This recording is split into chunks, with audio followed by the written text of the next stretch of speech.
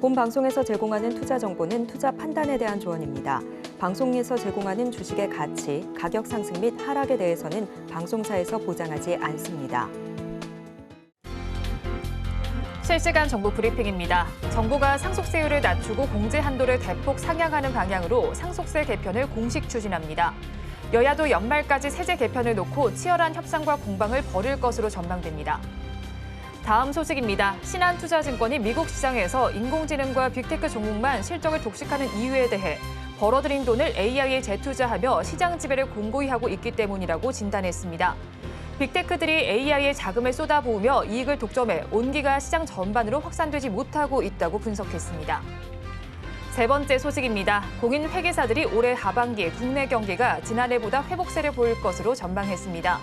조선과 전자, 제약바이오, 자동차 등 다수의 산업에서 회복세를 보일 것이란 판단입니다. 마지막 소식입니다. 정부가 스테이지X의 제사 이동통신사 후보 자격을 취소한 것과 관련해 야당 의원들이 사업자 선정 실패는 명백한 정부의 정책 실패로 예견된 일이었다고 비판했습니다. 이로 인해 8번째 시도됐던 제사 이통 유치와 이를 통한 통신시장 과정 구조 개선도 추진에 차질이 생겼습니다. 정부의 책임론이 불거지는 가운데 오는 25일부터 있을 스테이지X의 청문 절차도 잘 살펴보셔야겠습니다.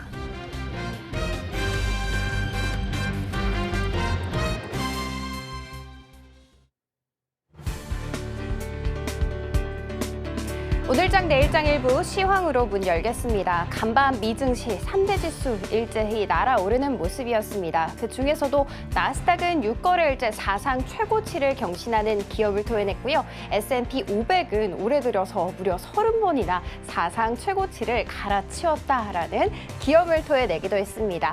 이렇게 보이시는 것처럼 빅테크 쪽에서 밝게 빛나는 것을 볼 수가 있는데요. 조금씩 살펴보도록 하겠습니다. 먼저 테슬라가 5% 넘게 급등 세를 보여줬습니다. 중국에서 FSD 테스트 승인 받았다라는 이야기와 더불어서 웨드부시 쪽에서 $200 충분히 갈 수 있다라는 긍정적인 전망을 꺼내놨기 때문입니다. 그리고 또 웨드부시에서 목표가 상향 조정을 한 종목이 하나 더 있었는데요. 바로 마이크로소프트였습니다. AI 코파일럿 제품이 마치 애플이 아이폰을 처음 출시했을 때처럼 굉장히 센세이션할 것이고 또 시장에 큰 영향을 줄 수 있을 것이다 라면서 이렇게 목표가 상향 조정했고요. 1% 넘는 강세를 이어갈 수 있었습니다. 그리고 빼놓을 수 없는 애플도 살펴봐야겠죠. 2% 가까이 상승세를 보여줬는데요. 차기작에 대한 기대감이 또 모아진 바가 있었습니다.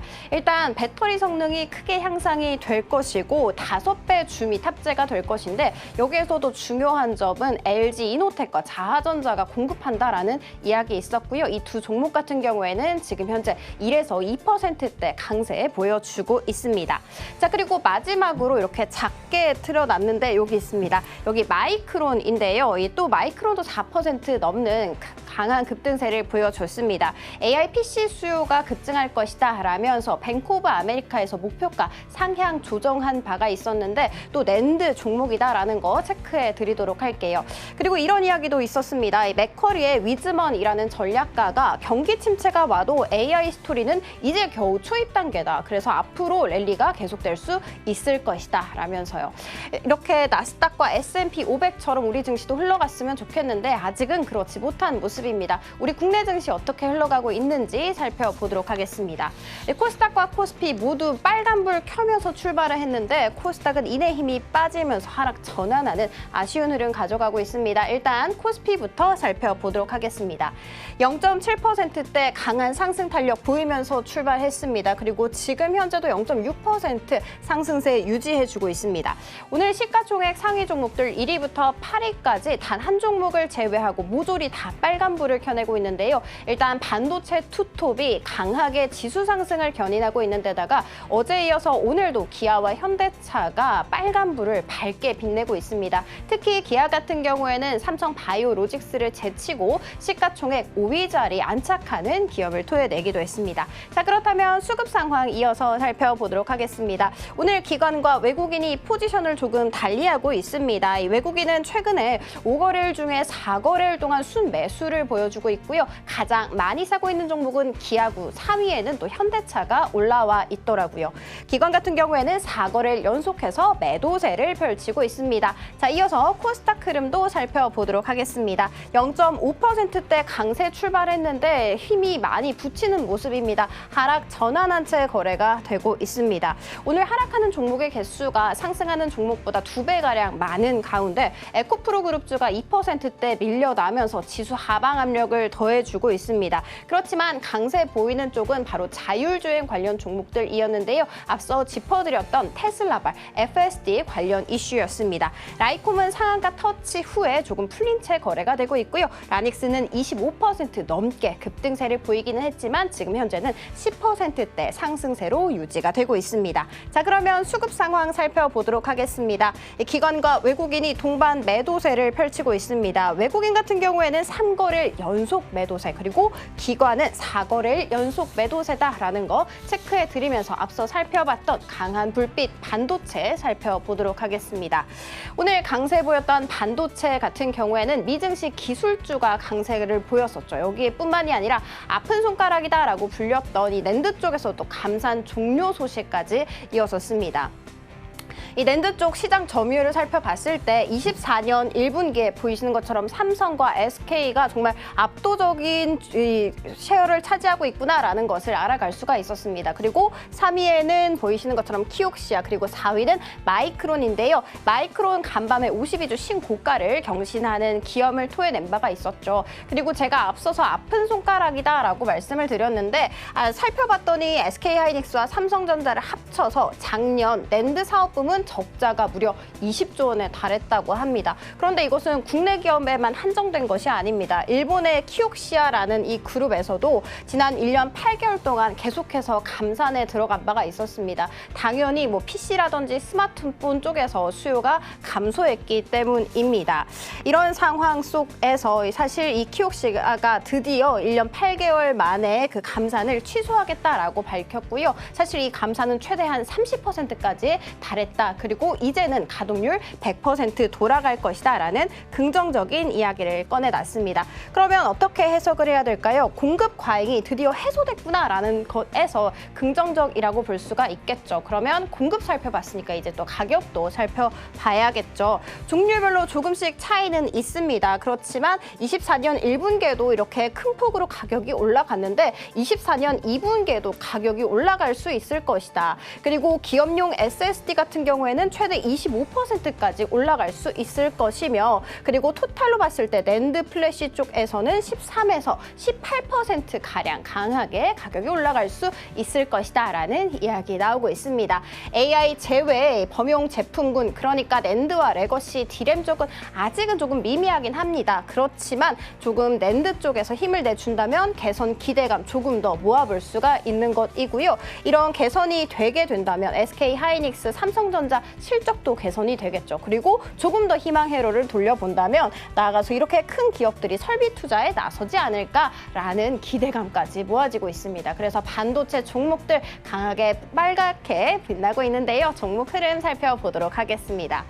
오늘 SK하이닉스, 삼성전자, 특히 SK하이닉스가 사상 최고가를 터치하는 흐름을 토해냈습니다. 삼성전자도 장중에 8만 원 선 회복하는 움직임 보여주기도 했습니다. 그리고 오늘 삼성증권에서 작년부터 지금까지는 후공정 쪽에서 위주에서 굉장히 수급이 몰렸다면 앞으로는 전공정 장비 쪽을 주목을 해야 되고, 탑픽 종목으로는 유진테크 그리고 PSK를 꼽았습니다. 오늘 장 초반보다는 조금 상승세가 떨어지는 모습이긴 합니다만 그래도 강한 불빛 기둥이다까지 정리를 해드리도록 하겠습니다. 이렇게 시황 살펴봤고요. 남은 오후장도 저희와 함께 하시면서 현명한 투자 전략 세워가시기 바라겠습니다. 시황센터 장은이었습니다.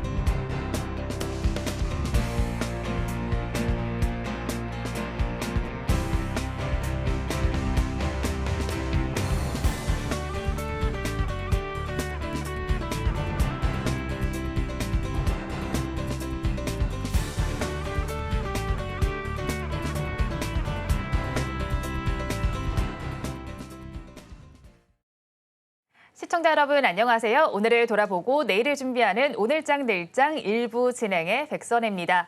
지난달에는 셀코리아로 돌아섰던 외국인이 이번 달 들어서는 다시 사들이는 모습이 나타나고 있습니다. 장바구니에 어떤 종목군을 담았는지 살펴보니까요.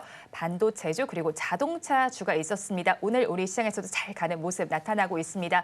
이렇게 시총 상위주 단에서 상승불이 켜지다 보니까 코스피 지수는 박스권에서 등락은 거듭하지만 빨간불을 켜주는 모습이 나타나고 있는데요. 반면에 코스닥 시장의 분위기는 그렇지 못합니다. 시총 상위제 포진에 있는 2차 전지주가 힘을 내지 못하다 보니까 약세를 나타내는 모습이 나타납니다. 우하향 기조가 펼쳐지고 있는데요. 개별 종목단에서도 이슈가 있는 종목들 중심으로는 상승세가 나타나고 있습니다. 그래도 오늘은 대형주 단에서 힘을 내주고 있는 만큼 어떤 기회를 찾아볼 수 있을지 저희 방송 통해서 확인을 해보시기 바랍니다. 저희 방송은 유튜브를 통해서도 보실 수 있습니다. 유튜브 검색창에 서울경제TV라고 검색하시면 저희 방송과 함께 하실 수 있으니까요. 많이 참여해 주시기 바랍니다. 6월 18일 화요일입니다. 오늘장 내일장 일부 본격적으로 출발합니다.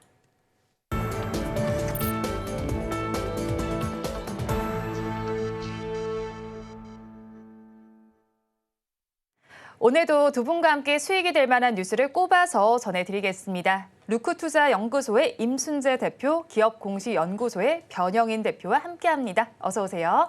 네, 반갑습니다. 네, 오늘 우리 시장에서 반짝반짝 빨간불을 켜주고 있는 쪽은 바로 반도체 쪽입니다. 반도체주와 관련된 이야기 가장 먼저 해봐야 할 것 같은데요. SK하이닉스에서도 20조 원 규모의 반도체 공장 투자가 재개가 됐습니다. 이에 따라서 장비주 단에도 관심을 가져봐야 할 것 같은데요. 네. 종목별로는 어떻게 선별을 해보면 좋을까요, 권 대표님? 우선 SK하이닉스의 어떤 선단 공정 투자 부분은 지난해 4분기부터도 계속해서 좀 공론화가 좀 됐었던 부분이 있었고, 올해도 20조 원 규모의 이 청주 공장들의 증설 투자 이 부분에 관련돼서도 뭐 공정 투자라는 것은 이 캐파를 좀 더 늘리기 위해서 일단 이 양산 물량들을 좀 더 증가시키기 위한 부분들, 그 여기에는 가장 먼저 장비가 공급이 될 수 있기 때문에 선단 공정의 가장 큰 수혜주는 HBM향 이 장비주다라고 좀 볼 수 있고, 여기에서는 뭐 미세 공정 관련돼서는 뭐 DIT가 좀 가장 큰 수혜를 좀 작용하지 않을까라고 좀 보고 있는데, 전체적인 어떤 사항들에서는 뭐 전공정, 후공정, 여기 나와서는 뭐 미세한 공정 안에서 들어갈 수 있는 장비주에 대한 흐름들. 오늘 전체적으로 어떤 사항들 보면 삼성전자향 밸류체인 관련 종목들과 SK하이닉스향 밸류체인 관련 종목들의 어떤 이 차이가 조금은 좀 다르게 좀 더 이어가는 흐름들 좀 있지만, 네. 지금 뭐 한미 반도체라든지 뭐 DIT 그리고 뭐 EOT 테크닉스의 경우에는 삼성전자 향이 좀 공급 비중이 좀 더 크죠. 여기는 PSK홀딩스의 경우에는 양사 모두 다 공급을 하고 있기 때문에 대표적인 케이스에서는 뭐 한미반도체, DIT, PSK홀딩스 이렇게 세 가지 종목들이 가장 수급적인 측면에서 좀 더 유리하지 않을까라고 좀 보고 있습니다. 그럼 최근에 수급 양상 어떻게 집계가 되고 있나요, 대표님? 지금 사실 전체적인 어떤 사항들 좀 보면 네. 장비주 단에 대한 흐름들이 요즘은 뭐 순환매 시세가 좀 더 계속해서 나오고 있기 때문에 조정을 주는 구간에 매수를 한다면 다시금 또 이슈가 좀 부각되는 흐름 안에서 다시 그 자리를 좀 원복하는 흐름들로 좀 이어지고 있는 흐름들이고, 지난주 미국 증시의 흐름들을 보면 뭐 브로드컴이라든가 어도비가 2분기 실적 전망치를 또 상회했고, 여기에 관련된 가이던스들이 상향됐다는 측면들은 AI 산업에 관련된 어떤 확장성이라든가 성장성들은 다시 한번 좀 증명된 셈이기 때문에 여기서는 우리가 1분기 실적 기지에서 확인한 것처럼 아직 1분기 실적이 빠르게 회복하지 못했지만 2분기에 관련된 수주분이 반영되면서 실적 개선이 좀 가파르게 좀 이어질 수 있는 종목들이 추가적인 상승 탄력도를 좀 더 높일 수 있다라고 좀 볼 수 있습니다. 네, 추가적인 상승 탄력도 높일 수 있는 부분까지 체크를 해봤고요. DIT의 경우에는 지금 외국인과 기관의 동반 매도가 나타나는 가운데 윗골이 조금 더 길게 단 양봉 형성 중입니다. 6%대 강세율은 가져간다는 점까지 참고를 해보시면 좋겠고요. 이어서 똑같이 또 외국인과 기관의 매도가 나오고 있는 종목이 있습니다. MBT입니다. 지금 네이버 웹툰의 상장과 관련해서 웹툰주가 좀 움직이고 있어요. 근데 기존에는 몸값이 한 5조 원대에 달할 것이다라는 기대감이 있었는데 다시 나온 기대치를 보니까 4조 원대로 조금 낮아진 상황입니다. 네. 그에 따라서 웹툰주도 약세를 보이는 것 같은데요. 하지만 아직까지 일정이 남아 있는 만큼 조금 더 체크해볼 포인트도 있지 않을까요? 네, 일단 뭐 관련 네이버 웹툰에 대한 부분 여전히 좀 뭐 시장에서는 관심을 있는다라고 보시면 될 것 같습니다. 그만큼 이제 나스닥 상장에 대한 이슈가 있다라고 보시면 되는데요. 다만 이제 최근에 이제 웹툰과 관련된 그런 이제 여러 가지 기사가 좀 부정적인 기사들이 나왔습니다. 특히 웹툰 관련된 기업들의 1분기 실적들이 전체적으로 좀 부진한 그런 모습을 보였습니다. 그 이유 중에 하나는 웹툰 시장이 그만큼 경쟁이 격화되고 있다라는 부분이고요. 이런 경쟁 격화에 대한 우려감이 지금 이제 투자 심리도 같이 좀 하락시키고 있다라고 보시면 될 것 같습니다. 특히 이제 MBT 같은 경우는 지금 뭐 네이버 웹툰에 오픈 쿠키라는 것을 이제 지금 뭐 서비스를 이제 제공을 한 그런 이제 모습을 보이고 있는데요. 지금 네이버 웹툰이 지금 이제 상장을 앞두고 그러니까 구독자를 확보하기 위해서 광고 보고 무료라는 서비스를 이제 개시한다라고 발표를 했습니다. 그러니까 서비스를 뭐 광고를 이제 웹툰 사이트에서 몇 번 본다라고 하게 되면 뭐 자사의 유료 웹툰을 이제 일부 차수를 보여주는 그런 이제 서비스다라고 보시면 될 것 같고요. MBT가 가지고 있는 서비스와 이제 겹치는 부분이 있기 때문에 그런 부분이 시장에서는 좀 우려로 섞인 그런 모습으로 주가가 좀 약세를 보이는 거 아닌가라는 생각을 해보고 있습니다. 뭐 그렇지만 아직까지는 웹툰에 대한 뭐 국내 웹툰에 대해서는 글로벌 시장 내에서 경쟁이 격화된다라고는 하고 있지만 여전히 국내 콘텐츠에 대한 기대감은 남아 있다라고 보시면 될 것 같고요. 다만 이제 지금 최근에 좀 급등을 했었던 부분이 있기 때문에 그거에 따른 정상적인 조정 기간이다라고 보시는 게 좀 맞지 않을까 싶습니다. 그렇기 때문에 조정이 어느 정도 일단락된 이후에는 저점 매수 관점에서 접근하셔도 되지 않을까 싶습니다. 네, 주가가 조정이 있다면 저점 매수 관점으로 접근을 해봐도 좋겠다라고 웹툰주 전반을 바라봐 주셨는데요. 네이버 웹툰과 관련해서 가장 관계 있는 회사는 사실 네이버가 아닐까 싶기도 하거든요. 그런데 기대치는 낮아졌지만 네이버의 주가는 오히려 오늘은 또 상승으로 반응을 하고 있습니다. 어떻게 해석을 해보면 좋을까요? 일단 뭐 네이버 같은 경우는 네이버 웹툰에 대한 부분도 있고요. 또 일본 야후가 지금 또 그 주총이 이제 있을 예정입니다. 그러니까 일본 라인 야후에 대한 부분도 어떻게 처리될지에 대한 부분 같이 이제 불확실성이 여전히 남아 있는데 그게 긍정적으로 처리되지 않을까라는 기대감이 지금 주가에 좀 반영이 되고 있지 않나 싶고요. 일단 주가 흐름 자체도 최근에 계속 지금 52주 신저가 수준을 유지할 만큼 주가가 많이 하락을 했기 때문에 그거에 따른 저가 매수세가 같이 유입되고 있는 거 아닌가라는 생각을 해보고 있습니다. 네, 네이버의 경우엔 또 다른 모멘텀과 함께 저가 매수세가 유입되고 있다고 분석을 해주셨습니다. 외국인과 기관이 동반 매도하는 종목을 봤다면 이번에는 쌍끌이 매수하고 있는 종목을 살펴보겠습니다. BH 살펴볼게요. 오늘 5%대 강세 흐름이 나타나고 있고요. 아이폰발 호실적이 기대되면서 실적 역시도 좋을 것으로 전망이 되고 있습니다. 오늘 장에서도 좋고요. 앞으로도 기대해봐도 괜찮을까요? 예, 우선 지난 주가의 조정을 우리가 좀 복귀해볼 필요가 있는데 애플의 개발자 컨퍼런스에 관련된 내용들이 온디바이스 AI 삼성전자가 공개했던 기존의 어떤 스펙과 크게 좀 차이가 없었다라는 어떤 실망감들 이 부분이 노이즈 이슈로 좀 작용을 했었고 그날 밤에 미국 증시에서 애플이 7%대 좀 아마 급등이 좀 나왔을 거예요. 그 부분에 대해서는 뭐 모건 스탠리가 하반기에 관련된 애플의 전략들 이 부분에 관련된 기대감들을 좀 더 상향시키고 목표 주가도 좀 더 상향시키면서 어떤 긍정적인 어떤 기대감을 좀 작용을 했는데 당시 우리가 좀 방송에서도 제가 한번 언급을 좀 드린 바 있었습니다. BH도 마찬가지고 LG노텍도 지금 관점에서 오히려 매도가 아니라 하반기 실적 개선에 관련된 관점에서 우리가 주시를 해봐야 될 필요성이 있기 때문에 개발자 컨퍼런스에서 다뤄졌던 어떤 내용들을 실망할 것이 아니라 오히려 애플이 AI 전략을 좀 더 가속화시킨다는 관점에서는 아이폰 16 모델이 오히려 하반기 출시가 좀 된다면 스마트폰의 출하량들이 좀 더 증가될 수 있고 삼성전자가 1분기 시장 점유율 1위를 좀 탈환했었는데 다시 한번 애플이 시장 점유율 1위를 좀 탈환할 수 있는 계기점으로 작용될 수 있는 부분들은 애플형 부품사들의 낙수 효과로 작용될 수 있다라고 좀 언급을 드렸습니다. 오늘 리포트발 효과도 좀 있었는데 BH가 현재 5%대 좀 상승을 하면서 지금 그동안 좀 빠졌던 주가 추세는 지금 다 회복을 좀 거의 다 해주는 모습입니다. 23,000원대를 좀 회복했고 24,600원의 주가 흐름들을 좀 유지하고 있는데 우리가 여기서 좀 더 기대해 볼 포인트들은 1분기에 다소 미비했던 실적 부분들 이 부분이 2분기의 실적 개선으로 좀 더 이어질 수 있고 하반기에는 확실하게 우리가 눈에 띄는 영업이익의 개선 부분 그리고 2025년도에 대한 성장세대로 우리가 좀 주목해 본다면 애플량 부품, FPCB의 판매량들이 크게 좀 증가될 수 있는 부분들 그리고 2022년도에 LG전자로부터 인수했던 무선 충전 사업 부분이 올해 1분기에 수익성 개선을 좀 이뤄냈던 측면들이 하반기에 안정적인 실적 기조로 작용될 수 있기 때문에 BH의 외형은 과거 2023년도보다 계속해서 좀 더 확장될 수 있다는 어떤 측면을 고려해 볼 필요가 있지 않을까라고 좀 말씀드리겠습니다. 네, 애플과 관련해서 LG 이노텍, BH까지 투자 의견을 제시를 해주셨고요. 애플과 관련해서 조금 더 살펴본다면 온디바이스 AI 쪽도 살펴봐야 할 것 같습니다. 애플의 공개되는 일정 네. 그리고 앞으로의 모멘텀에 따라서 온디바이스 AI 주들은 어떻게 움직일까요? 약간에 대한 차별화는 좀 있을 것 같아요. 지금 온디바이스 AI라는 게 뭐 쉽게 말하면 우리가 애플향 AI 관련된 탑재 네. 또는 뭐 삼성전자 향에 들어가는 부분. 그래서 우리가 크게 뭐 갤럭시 S 모델에 들어가는 AI 폰, 애플 아이폰에 들어가는 AI 폰 이렇게 두 가지에 대한 부품 역량들이 다른데 국내에서는 애플향 수혜주가 그렇게 많지는 않습니다. 뭐 크게 말해서는 뭐 LG 이노텍과 삼성전기, 뭐 BH라든가 덕산 덕산 델코피아 뭐 이런 종목들이 지금 애플향 수혜주로 좀 더 부각이 될 수 있고 온디바이스 AI 향으로 좀 들어갈 수 있는 종목들의 경우에는 뭐 삼성전자의 경우에도 뭐 지금 삼성전기가 좀 있을 수 있고 그 이외에 뭐 저전력 반도체 부분, 뭐 제주 반도체라든가 그 이외에 이제 관련 종목들 좀 많이 있는데 물론 이제 우리가 실적 연동 관점에서 지금 갤럭시 S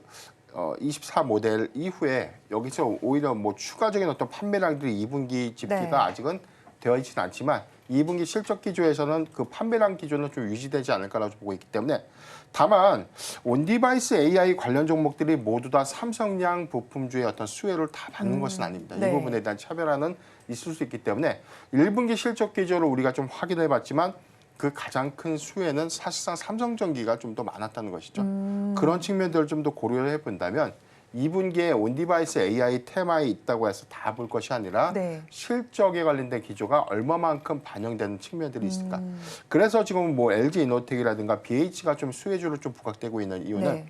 지금 애플향 아이폰에 들어가는 FPCB라든가 카메라 모듈 공급량들이 굉장히 좀 크게 좀 거의 뭐 독점적으로 좀 공급된다라고 좀 보시면 되고 삼성향으로 들어가 있는 부품주의 경우에는 이원화 전략들로 인해서 모든 부품이 뭐 독립적이나 뭐 독보적으로 좀 들어갈 수 있는 여력들은 좀 아니기 때문에 관련된 실적 분산들에 대한 차이점은 있다라고 좀 말씀드리겠습니다. 네, 관련 기업들 실적이 어떻게 나오는지에 따라서 분산해서 접근을 해보시면 좋을 것 같습니다. 이어서 오늘 52주 신고가를 경신하고 있는 종목들이 있습니다. 하나씩 좀 살펴볼까 하는데요. 먼저 화장품주 관련해서 이야기를 해보겠습니다. 우리 화장품 제2의 전성기를 맞이하고 있기도 하고요. 6.18 할인 행사도 중국에서 진행되고 있습니다. 일단 할인 행사 분위기 지금 어떻습니까, 대표님? 네, 일단 뭐 중국 내에서 지금 화장품에 관련된 부분이 뭐 조금씩 이제 매출이 네. 좀 증가하고 있는 그런 이제 모습을 보이고 있다라고 보시면 될 것 같습니다. 다만 이제 국내 업체들에 대한 수혜는 어느 정도 되는지 좀 더 퀘스천이다라고 보여지고요. 다만 중국 업체도 최근 들어 이제 이런 ODM, OEM 업체를 이제 국내로 많이 사용을 하고 있다라고 보면 중국 업체의 매출 성장세 같은 경우에 국내 ODM, OEM 업체에도 상대적인 수혜를 입을 수 있다라는 기대감이 지금 있다라고 보시면 될 것 같습니다. 뭐 지금 K 화장품 관련돼서는 뭐 여러 가지 이슈가 있습니다. 방금 얘기한 이제 그 6.18 그 진둥닷컴 그 축제가 있고요. 또 하나가 6월 27일 날 아마존의 이제 K 뷰티 컨퍼런스가 개최될 예정입니다. 여기에서 이제 국내 여러 이제 화장품 관련된 업체들에 대해서 이제 아마존 입점에 대한 이제 설명회가 있을 걸로 예상이 되고 있고요. 뭐 현재 아마존 같은 경우에 국내 화장품 중 특히 이제 인디 브랜드에 대해서 진출이 활발히 이루어지고 있다라고 네. 보시면 될 것 같고요. 특히 이제 인디 브랜드 같은 경우에는 자체적인 그런 뭐 생산 시설을 갖는다라기보다는 ODM, OEM 업체에 외주를 줘서 생산을 하고 마케팅을 하는 그런 회사. 적인 그런 이제 모습을 보이고 있다라는 관점에서 이런 인디 브랜드의 판매가 증가할수록 이런 이제 ODM, OEM 업체들의 실적 개선세도 좀 더 뚜렷하게 나타날 가능성은 있다라고 생각을 하고 있습니다. 오늘 국내 ODM, OEM 업체들 전반적으로 좀 좋은 그런 이제 실적을 좀 보이고 있다라고 보시면 될 것 같습니다. 뭐 대표적인 이제 OEM, ODM 업체 라고 하게 되면 뭐 한국콜마나 코스맥스 같은 경우도 지금 뭐 플러스 상승세를 기록을 하고 있고요. 대표적으로 CNC 인터내셔널 같은 경우는 지금 11% 넘게 상승을 하고 있고요. 선진 뷰티 사이언스 같은 경우도 6% 넘는 상승세를 가지고 있는 그런 상황입니다. 이런 이제 ODM, OEM 업체는 1분기 실적도 비교적 상당히 좋았다라고 보시면 될 것 같고요. 2분기 실적도 좋을 걸로 예상이 되고 있습니다. 그리고 올해 전체적으로 실적 개선세가 기대가 되고 있기 때문에 그런 관점에서 화장품 관련주들은 여전히 관심 있게 좀 보셔야 되지 않을까라는 생각을 해보고 있고요. 다만 화장품 관련된 기업들이 단기간에 좀 급등했었던 측면은 네. 분명히 있습니다. 그렇기 때문에 지금 상황에서는 목표 주가를 높게 잡기보다는 일단 수익률을 좀 낮게 잡으면서 트레이닝 관점에서 좀 관심 있게 보시면 좋을 것 같고요. 특히 이제 주가가 이제 좀 큰 폭으로 하락을 한다. 그러니까 낙폭이 좀 커진다라고 하게 되면 저가 분할 매수 관점에서 접근해 보셔도 되지 않을까라는 생각을 해보고 있습니다. 네, 지금 대표님께서 주로 말씀해 주신 종목들의 공통점을 찾아보자면 화장품 중소형주 단위잖아요. 그런데 대형주 단을 살펴보니까 사실 화장품주 좋다 했는데 이쪽은 그렇게 그 분위기 따라가지 못한 것 같거든요. 이렇게 차별화되게 나타나는 이유는 어디서 찾을 수 있을까요? 일단 뭐 중소형주 관련주 제가 이제 말씀드렸던 건 대부분 ODM, OEM 업체다라고 보여지고요. 중소형주 같은 경우도 상대적으로 최근에 이제 북미 시장 중심으로 좀 매출이 증가하고 있다라고 보시면 될 것 같습니다. 이에 비해서 이제 대형주 같은 경우는 과거서부터 이제 수출을 해왔고 특히 중국 관련된 비중들이 여전히 많이 줄었다라고 하지만 높은 그런 유지를 하고 있고요.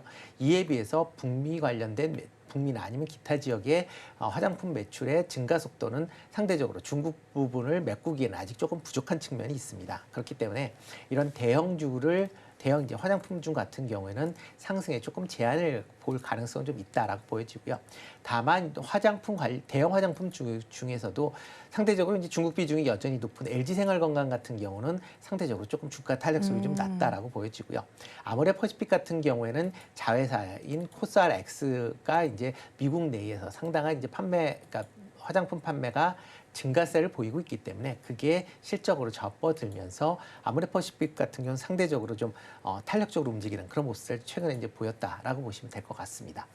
이런 대형주도 이제 여전히 관심을 가지셔야 될 것 같고요. 중소형주 같은 경우는 인디 브랜드의 판매가 계속 확대가 된다. 특히 북미 시장 내나 아니면 유럽 시장, 그다음에 일본, 동남아 시장 내에서도 국내에 이제 이런 이제 색조 화장품이나 기초 화장품들이 좀 많이 팔리고 있고요. 특히 북미 시장 내에서는 이제 선케어 관련된 그런 네. 제품들의 시장 관심도가 큰 그런 상황입니다. 그런 관계로 인해서 이런 선케어 관련된 종목들은 아직도 추가적인 상승 여력이 더 있지 않을까라는 생각을 해보고 있습니다. 네, 선케어 제품들 추가적인 상승 여력 있을 것으로 예상되니까 투자 의견에 참고를 해보시기 바랍니다.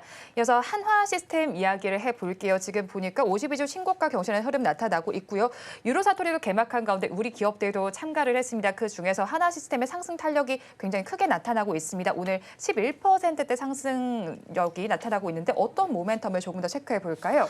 우선 루마니아 향에 관련된 추가적인 어떤 방산수주 기대감들이 어제 수급을 좀 이어가는 모습인데 오늘 전체적인 방산주 흐름들을 좀 봤을 때는 어제 좀 강했던 LIG 넥스원이라든가 현대로템이 오늘 좀 약세를 좀 보이고 있고 하나 시스템이라든가 HA중공업, STX 엔진, HD 한국조선해양 등이 좀 특징적으로 좀 보이는데 가장 강한 수급 흐름은 하나 시스템이 좀 더 강한 이유가 루마니아 향에 관련된 이 K2 그리고 K9 자주포에 탑재되고 있는 통합 전장 시스템에 대한 추가적인 수주 여부가 좀 더 주목되고 있는 부분이다라고 좀 말씀드리겠습니다.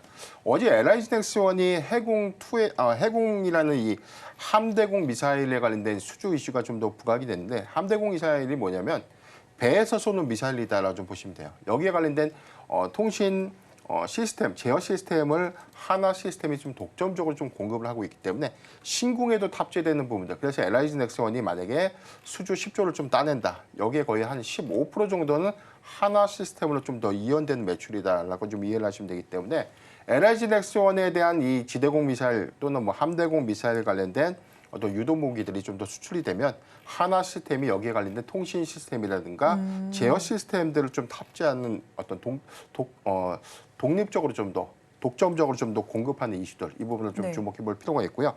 여기에 대해서 1분기 매출액에 관련된 23.8%가 좀 더 증가됐던 부분들, 영업이익이 218% 정도 좀 증가됐던 원인인데 이 기조가 2분기에도 계속해서 좀 더 증가될 수 있는 부분들이 추가적인 어떤 상승 기대감으로 좀 작용하지 않나라고 보고 있습니다. 더 주목해야 될 포인트는 방산 부분의 안정적인 실적 베이스를 논외로 하더라도 네. 아직 덜 모멘텀으로 좀 반영됐던 측면들이 UAM 테마입니다.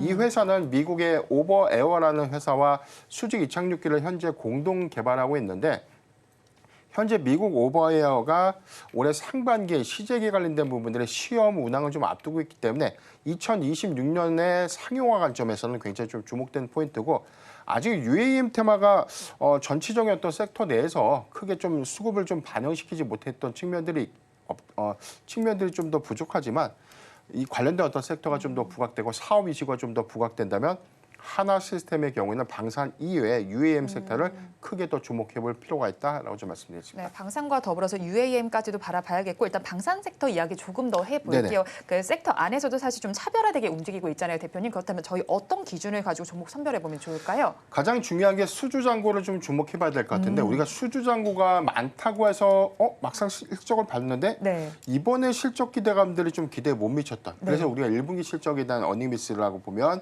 하나 에어로스페이스도 실적이 왜 이러지? 실적이 기대치보다 좀 더 하회했네? 라고 해서 조정이 좀 빌미로 좀 작용됐던 상황들 좀 있었거든요. 방산주는 수주 잔고가 계속해서 좀 증가돼야 되고 이게 납품 기일들이 좀 연장되면 네. 실적으로 반영되지 못하는 겁니다. 그렇기 때문에 이 부분을 우려할 것이 아니라 수주 잔고가 그만큼 많다는 것은 비슷한 사례로 보면 조선주와 좀 유일하게 좀 비슷하게 좀 봐야 되는데 네. 인도 시점에 대부분의 매출이 좀 잡히는 시점처럼 방산도 마찬가지로 인도되는 시점에 상당량의 매출이 인식되는 효과들이 좀 있기 때문에 수주 잔고가 계속해서 좀 더 증가돼야 되는 그런 포인트를 좀 주목해 볼 필요가 있고 수주량이 감소된다는 것은 앞으로 미래 먹거리가 감소된다는 건 앞으로 매출이 감소될 수 있다는 부분이기 때문에 이 부분을 리스크로 좀 판단될 수 있지만 전체적으로 우리가 방산 빅4에 대한 수주 잔고들이 1분기 대비 2분기가 더 늘어나고 있다는 측면들을 좀 긍정적이지 않나라 좀 보고 있습니다. 다음에 여기에 좀 차별화가 좀 있다면 우리가 방산 사업만 보는 것이 아니라 방산 이외에 사업 다각화를 보면 뭐 로봇이라든가 아까 말씀드린 UAM 이런 부분들을 좀 우리가 눈여겨봐야 되는데 지금 하나 에어로스페이스의 경우에도 지금 영국의 버티컬 에어로스페이스의 이 수직 이착륙기의 핵심 부품들을 현재 공급을 하고 있습니다. 이런 부분들에 관련된 가치도 향후에는 주목해야 되는 포인트가 아닌가라고 좀 보이고 LIG 넥스원의 경우에는 7월 말 고스트 로보틱스의 인수를 앞두고 있죠. 그래서 여기서는 인수 이후에 방산과 로봇의 사업 시너지. 그래서 뭐 로봇계를 활용해서 방산 무기를 좀 만든다든가 정찰계를 만든다든가 이런 부분들에 관련된 사업 시너지 그리고 향후에 로봇 모멘텀들이 추가적인 어떤 주가의 업사이드 요건으로 좀 작용하지 않을까라고 좀 보이기 때문에 방산만 보는 것이 아니라 다음에 신규 사업에 대한 관련된 다각화 부분도 주목해야 된다라고 좀 말씀드리겠습니다. 네, 방산 수주 잔고도 살펴보시고요. 사업 다각화 부분까지도 체크를 해보시면 좋겠습니다. 이어서 이 종목 이야기 해봐야 될 것 같아요, 대표님. 하나 한국가스공사인데 이 종목이 이렇게까지 상승한 적이 있었나 하는 생각이 들거든요. 최근에 상승 탄력이 대단합니다. 이번 주 금요일에는 대왕고래 프로젝트와 관련한 전략회의가 개최될 예정이기도 하고요. 가스요금 인상 이슈도 있습니다. 앞으로도 추세 이어질 수 있을까요? 일단 뭐 한국가스공사 한다라고 하게 되면 뭐 지금 이제 동해 뭐 유전과 관련돼서 가장 이제 큰 수혜다라는 그런 기대감으로 이제 주가가 좀 올라가고 있는 그런 상황이다라고 보여지는데요. 그렇지만 뭐 지금 여러 가지 이제 이슈로 인해서 올라가고는 있지만 이게 연속성이 있느냐라고 하게 되는 부분은 좀 더 퀘스천입니다. 뭐 가장 큰 이유는 한국가스공사가 물론 국내에 이런 이제 LNG를 이제 독점적인 수입을 하는 그런 회사입니다. 그렇기 때문에 동해 유전에서 뭐 가스가 나온다라고 하게 되면 그거를 전부 다 아마 한국가스공사가 아마 국내 배급을 이제 맡게 될 거고요. 그렇다라고 하게 되면 상대적으로 뭐 국제 가격보다는 좀 저렴하게 뭐 매수할 수 있지 않겠느냐라는 기대감이 있습니다. 물론 이제 한국가스공사가 글로벌 가격보다는 운송비가 상대적으로 좀 적게 들 가능성, 우리나라에서 뭐 채취한다라고 하게 되면 운송비는 상당히 적게 들 가능성은 있지만 그 외에는 큰 영향은 좀 없지 않을까라는 생각을 해보고 있습니다. 다만 이제 대왕고래 관련된 프로젝트가 지금 뭐 인제 시작입니다. 특히 뭐 7월 달에 관련된 부지 선정을 하고 시추를 어디다 할 것이냐라는 선정을 하고 실질적으로 12월부터 이제 시추를 시작할 것이다라는 그런 얘기가 지금 같이 나오고 있는데요. 이런 이슈가 나올 때마다 아마 주가의 변동성 크게 움직일 것이다라고 예상을 하고 있습니다. 지금 상황은 대통령실에서 발표를 한 상황이기 때문에 이것이 뭐 단순히 한 번 시추를 해서 안 나왔다라고 해서 실망을 하는 게 아니라 최소한 4-5번 시추할 때까지는 이 이슈가 계속 끌고 갈 것이다라고 보시면 될 것 같습니다. 그렇다라고 하게 되면 이슈가 있을 때마다 물론 이게 뭐 이걸 시출하겠다라는 얘기가 나올 때 주가가 급등할 것이고요. 시추한 이후에 뭐 없다라고 해도 일단 조정은 받겠지만 그 다음번에 다시 시추 얘기가 나올 때 되면 다시 주가가 움직일 그럴 개연성이 상당히 있다라고 보여지고요. 그렇다라고 하게 되면 성공 여부와 관계없이 이런 이제 테마성 움직임이 좀 더 이어질 가능성은 있다라고 보여집니다. 그렇기 때문에 그런 관점에서 접근을 하셔야 되는 거고요. 뭐 한국가스공사 같은 경우도 지금 그러니까 재무제표상으로는 뭐 플러스 나오는 걸로 보이곤 있지만 이거를 수입하면서 들어가는 비용이 있기 때문에 실질적으로는 지금 적자 상태입니다. 그러니까 이런 적자 상태에도 불구하고 이런 식으로 주가가 급등락을 벌인다라는 거는 그만큼 실적보다는 어찌 보면 지금 이 테마 이슈로 인해서 투자를 하시고 있다. 그러니까 그거에 맞춰서 트레이닝 관점으로는 접근하셔야 되지 않을까 싶습니다. 네, 가깝게는 일정 이야기해 주셨는데 가장 가까이 있는 일정이 이번 주 금요일 21일입니다. 이전까지 참고를 해보시면 좋겠습니다. 이어서 원픽 섹터 알아보겠습니다. 대표님 섹터 먼저 알아볼게요. 비만 치료제와 관련된 쪽입니다.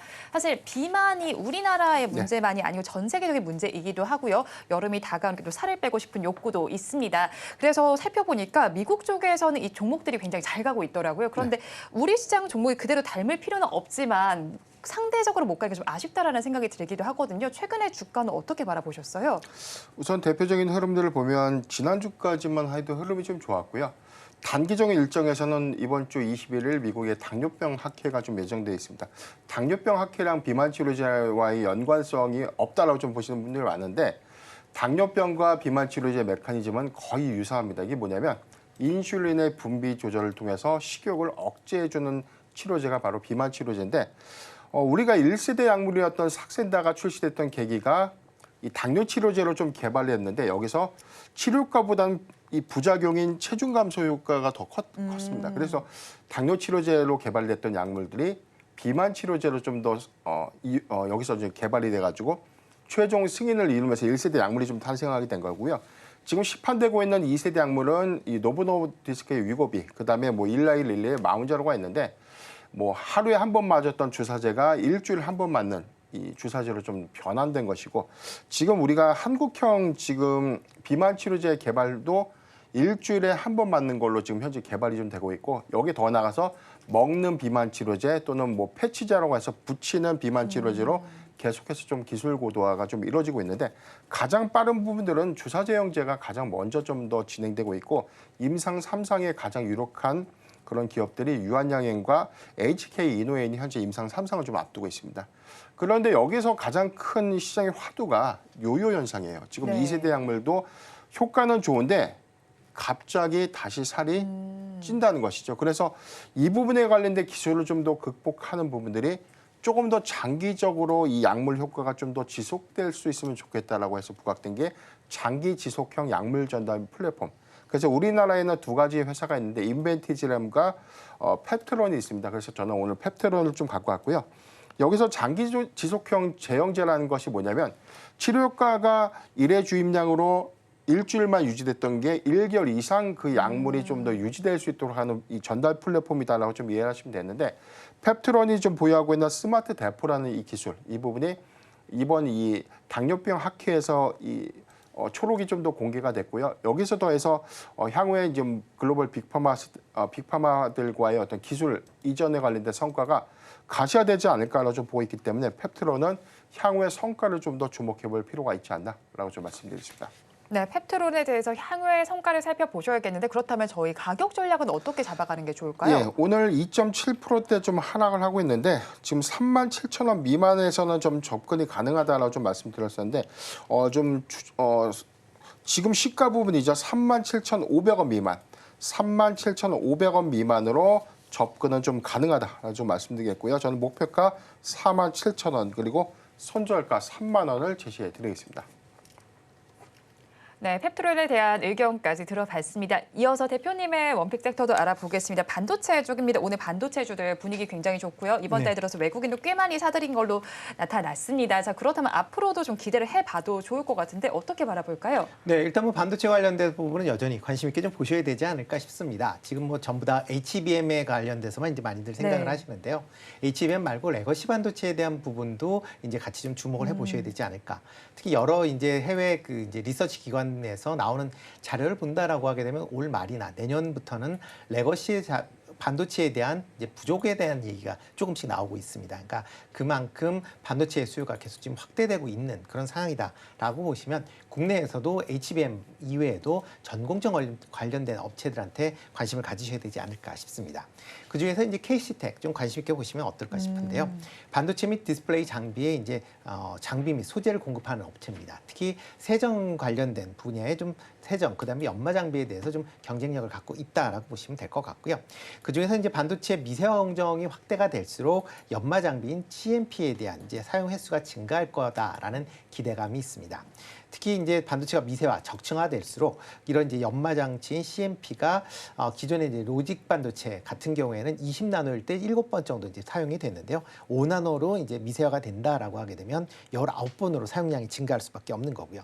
그다음에 HBM도 적층이 많이 될수록 그만큼 CMP의 활용도가 증가할 수밖에 없다라고 보면 향후에 실적이 좀 더 개선될 수 있다라고 보시면 될 것 같습니다. 지난 1분기에도 실적이 상당히 좋게 나왔습니다. 지금 전년 대비 매출은 전년 대비 46% 증가를 했고요. 영업이익은 30배 정도 증가한 100억을 기록을 한 그런 모습을 보였습니다. 하반기에도 반도체, 디스플레이의 업황 개선으로 인해서 실적이 큰 폭으로 개선이 될 것이다라는 관점에서 보시면 좋을 것 같고요. 주가가 최근 움직임이 상승한 이후 옆으로 조금 횡보를 보였습니다. 그리고 이 횡보하는 동안 연기금이 계속 꾸준하게 매수를 했습니다. 지난 한 달 동안 뭐 한 20일 동안 4일을 제외하고 16일 동안 지금 순매수를 하고 있는 그런 상황이고요. 총 매수 금액도 한 35만 주 정도 지금 매수를 할 만큼 연기금에서 관심을 갖고 있다라는 점도 좀 주목해서 보시면 좋을 것 같습니다. 뭐 오늘도 뭐 상승세를 보이고 있는데요. 한 44,000원 정도에서 매수하시면 어떨까 싶고요. 목표 주가는 전 고점 수준인 5만 원, 그다음에 손절은 39,000원에 하시면 좋지 않을까 싶습니다. 원픽 종목 KC텍 알아봤습니다. 이어서 마감까지는 어떤 전략 짜가면 좋을지 질문 드려보겠습니다. 변 대표님 어떤 전략이 좋을까요?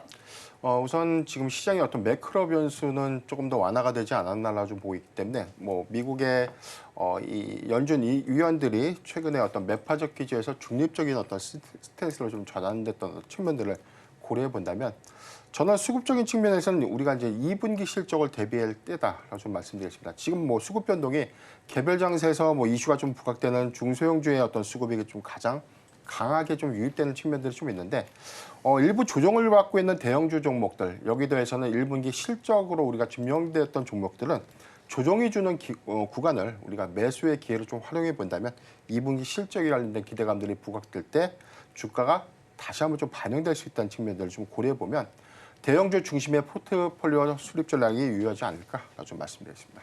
네, 대형주 위주로 포트폴리오를 수립해 보자라는 의견을 주셨고요. 말씀해 주신 반도체 쪽이 강한 오늘 시장입니다. 대응 전략 어떻게 짜볼까요? 일단 반도체 관련된 주는 여전히 좀 관심 있게 보셔야 되지 않을까 싶습니다. 뭐 미국 시장도 지금 뭐 시장 내에서 차별화가 되는데 AI 관련된 종목들이 지금 시장을 이끌어간다라고 뭐 표현해도 말이 아닐 만큼 관련된 종목들이 강한 흐름세를 이어가고 있고요. 국내에도 그런 흐름세가 이어질 가능성은 상당히 있다라는 관점에서 반도체 주는 여전히 관심 있게 보시면 좋을 것 같고요.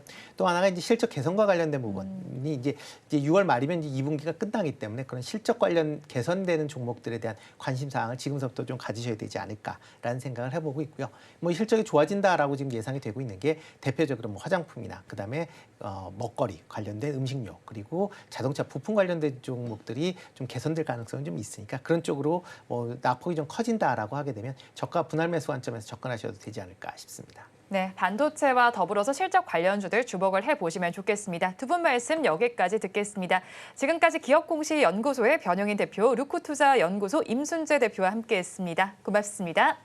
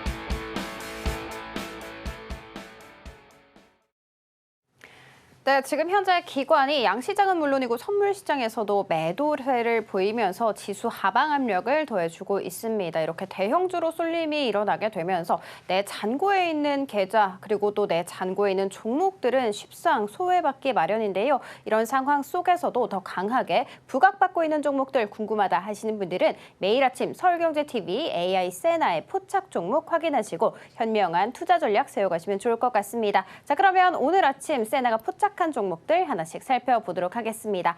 먼저 첫 번째 종목은 백산입니다. 모멘텀은 85점이고요. 그리고 수급도 85점 나왔고 그 외 모두 다 90점 나오면서 종합점수 88점으로 포지션 가능하다라는 것을 알아갈 수가 있었습니다. 최근 백산이 유가증권을 통해서 장내 매수로 자기 주식 30만 주를 취득할 예정이다라는 공시를 낸 바가 있었죠. 백산은 합성 피혁을 제조해서 또 판매하고 있는 일을 하고 있습니다. 인도네시아와 중국, 베트남의 현지 법인은 물론이고 생산 라인까지 보유를 하고 있는데요. 나이키나 아디다스, 리복 등 정말 국제적으로 굵직한 브랜드 쪽에서 매출이 80% 이상 차지하고 있다고 합니다. 자, 그렇다면 오늘 이 종목 어떻게 흘러가고 있는지 살펴보도록 하겠습니다. 전형적인 전약 후강의 흐름을 가져가고 있습니다. 그리고 0.5%가량 오름세를 보여주면서 15,000원대에서 거래가 되고 있습니다. 자, 그리고 두 번째 종목 살펴보도록 하겠습니다. 두 번째 종목은 JNTC입니다. 실적은 95점 나왔고요. 그리고 신호강도 90점, 차트와 수근 85점이고 모멘텀 80점으로 종합점수 87점. 포지션 가능하다라는 것을 알아갈 수가 있었습니다. 유리기판 관련 종목인데요. 올해 유리기판 사업 진출을 알린 바가 있었고 공정 내조하에 또 가속도를 붙이게 되면서 주가에 훈풍이 깃들고 있습니다. 지금 현재 유리기판은 반도체를 포함해서 다양한 전자기기에 들어가는 굉장히 핵심 소재이기도 하죠. 오늘 스탁 살펴보자면 어제 16% 급등했는데 오늘도 이렇게 두 자릿수 강한 불기둥 뿜어내고 있습니다. 마지막 종목 살펴보도록 하겠습니다. 바로 현대로템입니다. 한국철도공사, 코레일과 민관 합동으로 해서 우즈베키스탄 철도청이 발주한 2,700억 원 규모 수주 소식을 전한 바가 있었는데요. 총 종합점수 92점으로 포지션 가능하다라는 것을 알아갈 수가 있었습니다. 스탁 한번 살펴보도록 하겠습니다. 오늘 처음에는 좋았습니다. 그런데 모두 상승분 다 반납하면서 지금 5% 넘게 낙폭을 면치 못하고 있는 아쉬운 흐름 가져가고 있습니다. 자, 이렇게 세나가 포착한 종목들 살펴봤고요. 마감 후에 자세한 투자 전략 궁금하시다면 5시 30분에 방송되는 온트레이딩 AI를 통해서 확인하시기 바랍니다. 이어서 오늘장 내일장 1부의 핵심입니다. 한국가스공사 최근 들어서 주가 상승 탄력이 좋습니다. 하지만 주가 연속성 여부에는 의문이 있는 상황입니다. 그리고 방산주, 로봇과 UAM 등 사업 다각화 기업을 선별할 필요가 있겠습니다. 마지막으로 화장품주의 경우에는 낙폭이 과대하다면 분할 매수 전략을 가져가 보셔도 좋겠습니다. 본 방송에서 제공하는 정보는 투자 판단에 대한 조언일 뿐 해당 주식의 가치와 수익률을 보장하지는 않습니다.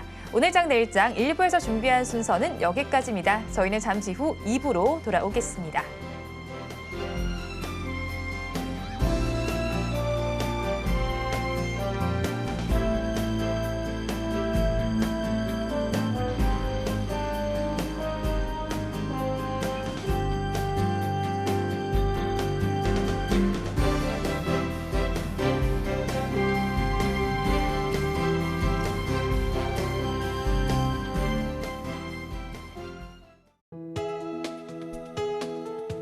본 방송에서 제공하는 투자 정보는 투자 판단에 대한 조언입니다.